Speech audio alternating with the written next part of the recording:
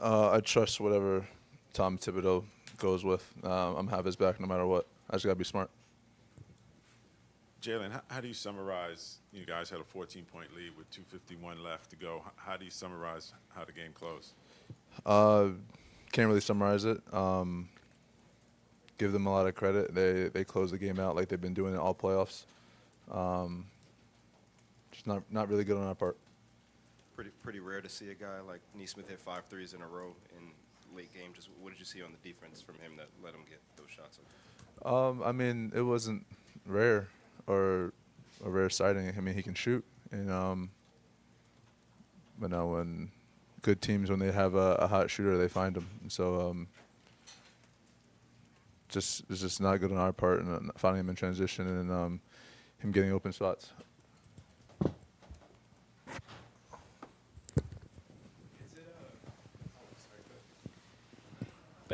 Pacers stole the game in the last minute. How difficult is to recover from something like this, and we're learning for this? Tomorrow we watch film and get together as a team and just reevaluate and then be ready for game two. The lead was so big with so little time left.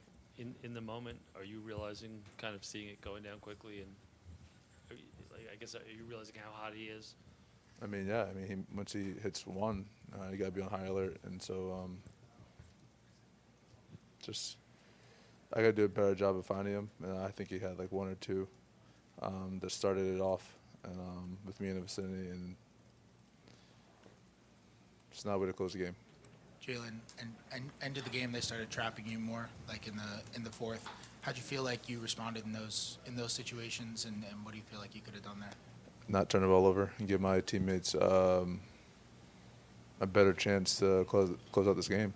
Just turn the ball over doesn't help us. And Feel like you got off the ball quick enough, or? I feel like I can, but also I feel like I know how not to turn the ball over, and so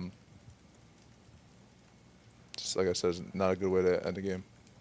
Cat, how tough is this loss for you guys, and how do you guys bounce back? I mean, any game you lose is tough, especially in the playoffs. How you bounce back? I mean, you just get back in the lab. Tomorrow we get to practice, watch the film, and get ready for the next one. That's the only way you bounce back. For either of you, I mean, obviously we've talked so much about the nature of the comebacks against the Pistons, the three double-digit comebacks against the Celtics. What, I guess, being on the other side of this and the emotional weight of that, I know you were going to say you want to wipe the slate clean, but just how different is it to kind of be on the other end of it, and just how do you come back from it? Yeah, I mean, in the playoffs when you win, it's the best thing ever. When you lose, the worst thing ever. And so the best way to deal with all that is just stay level-headed and making sure we have each other's backs. Obviously not the way we wanted to finish the game. But I mean, like you said, tomorrow we got to watch film and get better, and just making sure that we're ready for game two. Karl, obviously you're from here. You know the history of the Knicks and the Pacers, although it was a long time ago. Is there any part of you that's kind of aware of the historical similarities between this game and the?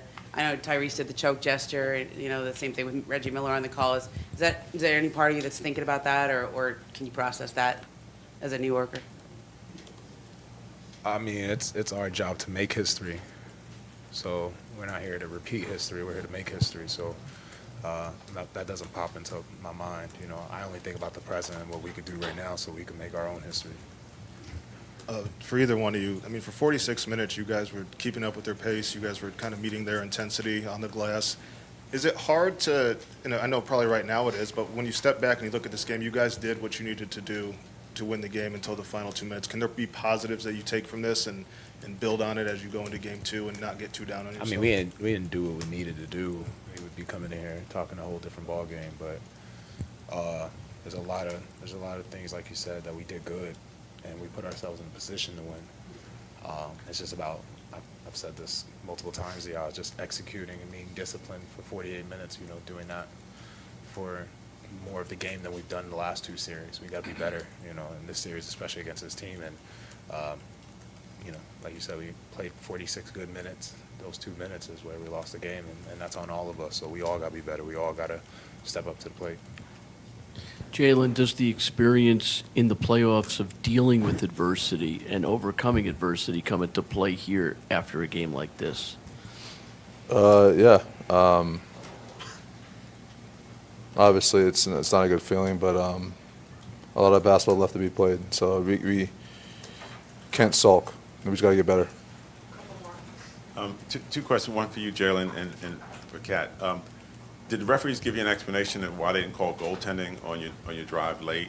And then the other question is, when Obi, you guys were down 1 and Obi got the dunk, was the plan to let him score right away, or was it to foul him? Answer your first question, no. No explanation. And it's a great question. I think we should have fouled, and we just didn't. Guys, Detroit had a lot of open looks on threes. Boston had a lot of open looks on threes, and tonight, Indiana had a lot of opens on threes. How do you close that gap? How do you defend that so that they don't have those clean looks at those threes? We got to get to their bodies and stay connected. And they play at a fast pace. They play a space game, and so now when they're driving the lanes, and it's easy to collapse, and then we're in rotation, and then they're lining up open threes. You just got to rotate better and get to bodies better, and just making sure we're connected.